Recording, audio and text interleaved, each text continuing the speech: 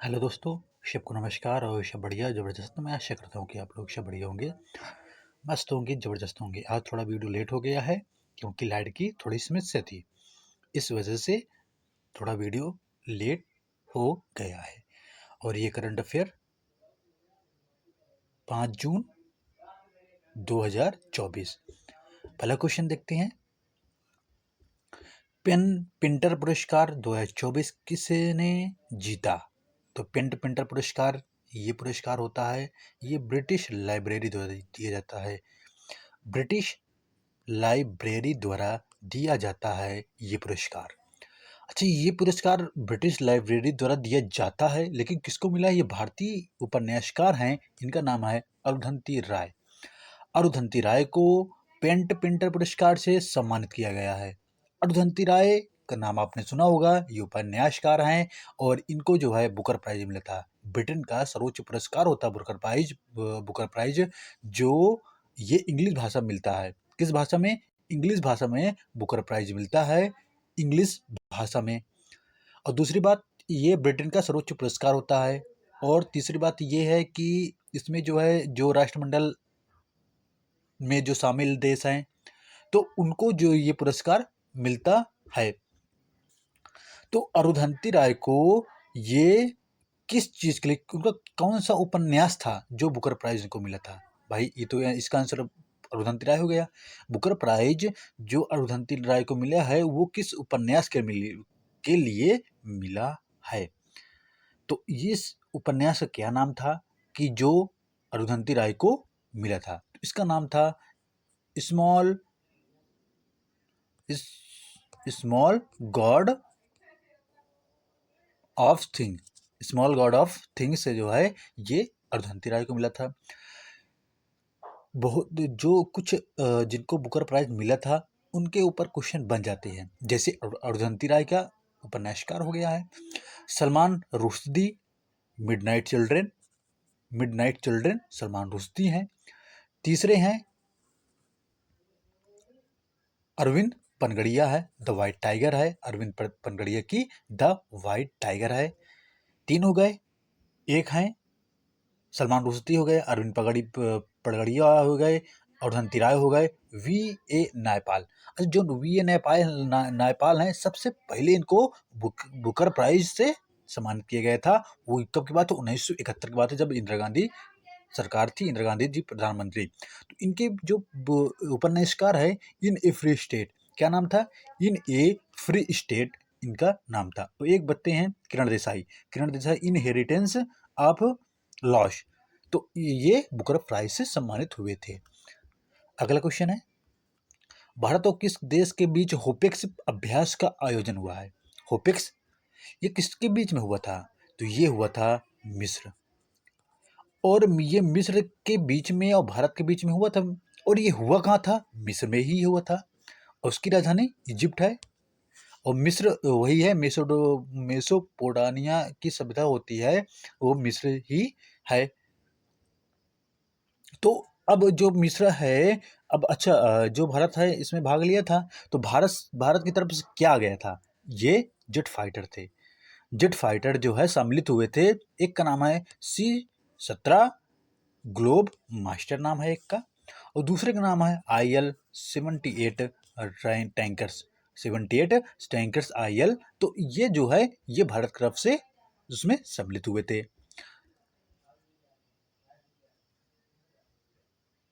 अगला क्वेश्चन है, प्लास्टिक कचरे से बने सड़क बनाने वाला देश का दूसरा सैन्य स्टेशन है। अब पहले अगर बात की जाए, ये असम में है। असम में 2019 में ये बनकर तैयार हो गया था। 2019 में असम में कौन सा था?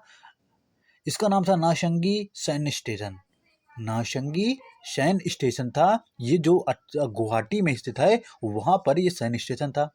अब ये भारत देश का दूसरा सैन्य स्टेशन होगा। और ये जयपुर, कहाँ है? जयपुर सैन्य स्टेशन, जो राजस्थान में से था। जयपुर सैन्य स्टेशन है जो किससे? प्लास्टिक कचरे से बना सड़क, मतलब ये 100 मीटर की सड़क है और ये सैन्य स्टेशन है ना, 100 मीटर की सड़क है ये।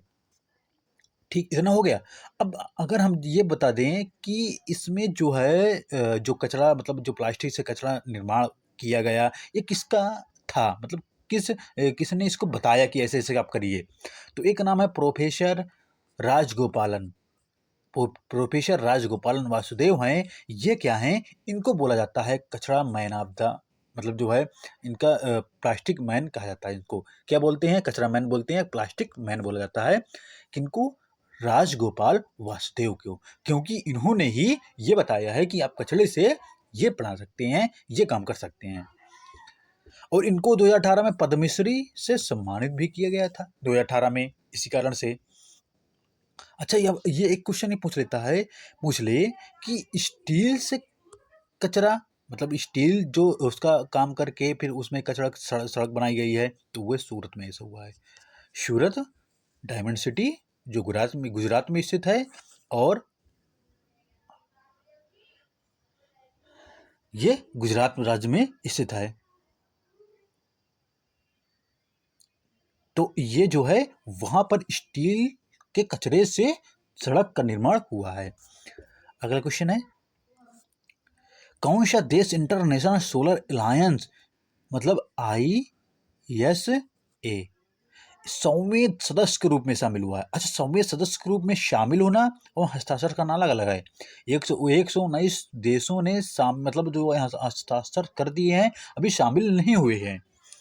तो ये चीज़ अंतर होता ना, जैसे आपने मान लो आप नौकरी पा गए, नौकरी पाने के बाद अभी हस्ताक्षर किए हैं, अभी ऑफिस ज्वाइन नहीं किए हैं। आप ये भी कर सकते हैं, दूसरी आपको नौकरी मिल रही है तो उसको क्या कर सकते हैं, वो जो है उसको ग्रहण नहीं कर सकते उस नौकरी को। तो ये जरूरी नहीं होता, इसलिए जब तक ऑफिस नहीं जाएंगे, जब तक उसमें एंट्री नहीं मारेंगे, जब तक जो है उसमें आपका पतन नहीं होगा। तो इसी तरह जो है 119 देशों ने सिग्नेचर कर दिया है, लेकिन शामिल नहीं हुए। शामिल हुए हैं 100 ही देश। 100 देश हैं जो शामिल हो गए हैं। और ये गुरुग्राम हरियाणा में स्थित है, इसका जो हेडक्वार्टर है।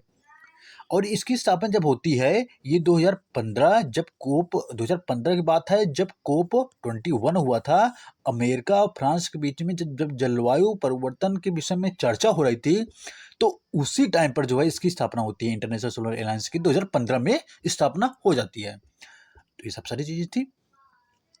तो 100वां देश है उरुग्वे।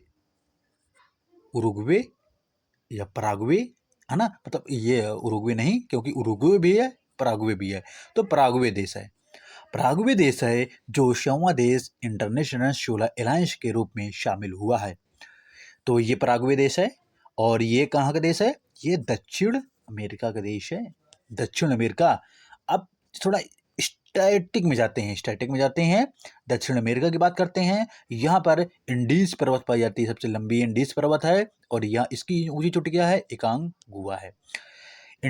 दक्षिण में अमेरिका में कोटोपैक्सी कोटोपैक्सी ज्वालामुखी पाई जाती है। दक्षिण अमेरिका में यहाँ पर ला निनो और एल निनो दो हवाएं चलती हैं। जो ला निनो होती है वो पेरू की हवा होती है, वो ठंडी, फिर जो है वो गर्म हवा होती है। तो वो क्या करती है, हमारा अर्थ ये होता है मेन कि भारत में क्या ये करती है, तो भारत में कम बारिश करवाने का काम होता है लाल निनो का। अगर एल निनो की बात करते हैं तो भारत में ये बारिश को कोई समस्या नहीं होती इसके कारण से। लेकिन लाल निनो की बात है तो ये पेरू की हवा होती है। दक्षिण अमेरिका में ही ये स्थित है। और दक्षिण अमेरिका में ही किसको पृथ्वी का फेफड़ा किसको बोलते हैं? अमेजन के वर्षा वन को बोलते हैं। क्या बोलते हैं? पृथ्वी का फेफड़ा, जो 20% क्या करता है? ऑक्सीजन प्रोवाइड करवाता है। 20% ऑक्सीजन को प्रोवाइड करवाता है, उत्पादन करता है। तो ये हो गया। अब अगला क्वेश्चन देखते हैं। कौन सा देश इंटरनेशनल सोलर, हाँ ये तो हो गया है, पराग्वे हो गया इसका आंसर। और इसका ना ये है MSMI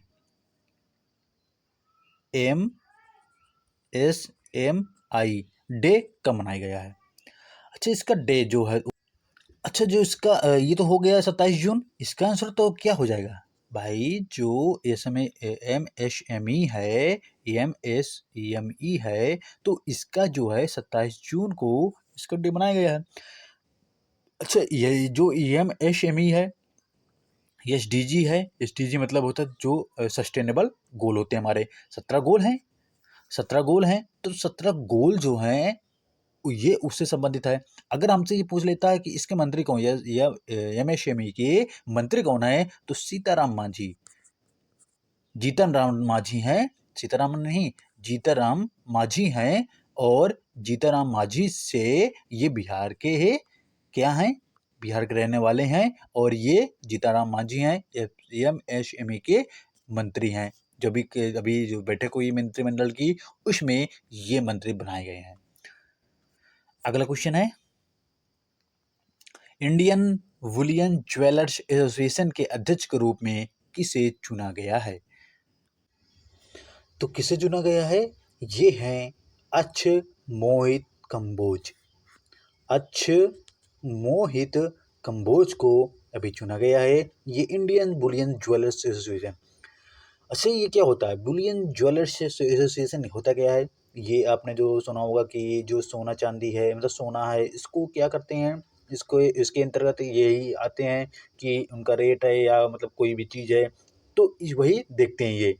उसकी स्थापना कब होती है? 1919 में होती है, और मुंबई में इसका हेडक्वार्टर है, और इसके अध्यक्ष हैं पृथ्वीराज। अगला क्वेश्चन है, पहला अंतर्राष्ट्रीय डेयरी फेडरेशन एशिया प्रशांत शिखर सम्मेलन का आयोजित ये कहाँ हुआ है? ये हुआ है कोच्चि। कोच्चि जो केरल में स्थित है, और कोच्चि जो है ये सबसे पुराना जो है, ये मान सकते हो कि कोच्चि ही पोर्ट भी था, पोर्ट बंदरगाह था ये केरल का। कोच्चि, कोझिकोडी है ना, ये केरल का, इसका पूरा नाम कोझिकोडी था। तो ये जो है ये कहाँ, केरल में है। तो यहाँ पर क्या हुआ है कि ये जो अंतर्राष्ट्रीय डेयरी फेडरेशन है, एशिया प्रशांत शिखर सम्मेलन है, यहाँ पर आयोजित हुआ है। अच्छा, इसमें कौन शामिल हुए हैं? एक तो हमारे देश के जो पशुपालन करता है, और डेयरी मंत्रालय है जिसके अंतर्गत आता था डेयरी मंत्री, और यहाँ पर जो है डेयरी विकास और एशिया डेयरी फेडरेशन ने, इन्होंने सब मिलकर के भाग लिया है। तो ये सब काहे के लिए? क्योंकि किस लिए? क्योंकि डेयरी को बढ़ाने के लिए, उसके दूध, मतलब जो दुग्ध होता है, जैसे सबसे ज़्यादा जो हरियाणा है और राजस्थान में दूध मिलता है, तो इसको बढ़ाने के लिए कि आप कैसे इसका उत्पादन कर सकते हैं, कैसे आप इसका से मतलब दुग्ध, मतलब इसको आगे बिजनेस के रूप में इसको फैला सकते हैं। तो ये कहाँ हुआ था? कोच्चि, केरल में। अगला क्वेश्चन है, $100 बिलियन का आंकड़ा पार करने वाले देश की 6वीं कंपनी कौन सी बन गई है? तो ये कौन सी बन गई है? ICICI bank. ICICI बैंक जो है, ये $100 बिलियन पार करने वाली 6ठी कंपनी बन गई है। अच्छा, अब ये सवाल आता है कि 5 कंपनी कौन कौन सी हैं? 5 कंपनियों में रिलायंस है, दूसरी है TCS है, जो आपके TCS पेपर करवाती है, और तीसरी है HDFC है, चौथी है भारत एयरटेल है, और 5वीं है इन्फोसिस है। अच्छा, जो है अभी जो SBI है, ये $90 बिलियन तक पहुंची है, ये $100 बिलियन तक नहीं पहुंच पाई है, इसलिए SBI का नाम नहीं आ रहा है। बस कुछ दिन बाद आप सुनेंगे कि SBI भी इसमें शामिल हो गई है। तो इसकी स्थापना कब होती है? किसकी?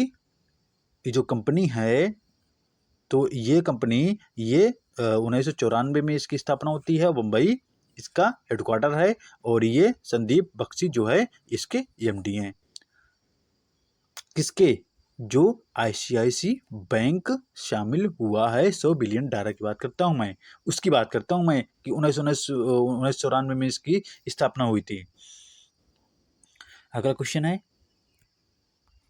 चर्चा में रहा राइजो टॉप परियोजना का संबंध किससे है? तो राइजो टॉप क्या है? ये क्या है, साउथ अफ्रीका में क्या हुआ था कि वहाँ के जो रिसर्च हैं, लिम्पोपो राइनो रिसर्च है, तो उसने क्या किया था, राइनो मतलब क्या होता है, गैंडा। गैंडे के जो गैंडा तुमने सुना होगा कि गैंडे का शिकार होता है, जो शिकारी होते हैं वो ले जाते हैं, बड़ा महंगा बिकता है। तो उसके अंदर जो सींग सींग सींग के अंदर, क्योंकि सींग का ही शिकार होता है, मतलब उसको मार करके उसके सींग को बेचते हैं तो बड़ा महंगा बिकता है। तो क्या हुआ है कि रेडियन उसके सींग के अंदर भर दिए हैं। अब रेडियन की वजह से उसकी सींगें क्या होंगी, वो खराब हो जाएंगी। तो वो जो मतलब उसको बेच नहीं पाएंगे, वो सींगें खराब हो जाएंगी, कोई मतलब की नहीं रहेंगी, इसलिए शिकार करना कम हो जाएगा। तो इसलिए जो है राइजो टॉप परियोजना जो है, ये दक्षिण जो साउथ अफ्रीका है वहां पर शुरू किया गया है। अच्छा, ये इसमें लिम्पोपो जो राइनो रिसर्च है, इसमें लिम्पोपो की बात आई है, तो दो बार मकर जो मकर रेखा है, उसको दो बार काटने वाली लिम्पोपो नदी है, तो ये साउथ अफ्रीका में स्थित है। अच्छा, असम में जो राइनो है वो कौन से हैं, वो एक सींग वाले गैंडा है, और काजीरंगा नेशनल पार्क है जो असम में स्थित है। अगला क्वेश्चन है, आंध्र प्रदेश में 41,41,000 साल पुराना शुतुरमुर्ग की घोंसले की खोज हुई है। तो ये हमारा समझने की कोशिश है, मतलब याद करना है बस। अच्छा, शुतुरमुर्ग जो अंडा होता है वो सबसे बड़ी कोशिकाओं का ही केंद्र होता है, मतलब सबसे बड़ी कोशिका शुतुरमुर्ग के अंदर में होती है, और सबसे कम कोशिकाएं होती हैं माइकोप्लाज्मा में होती है। अगर मानव शरीर की बात की जाए, इसमें सबसे बड़ी कोशिका कौन सी होती है, तंत्र कोशिका होती है, तंत्र का तंत्र होती है, ये सबसे बड़ी कोशिका होती है मानव शरीर में।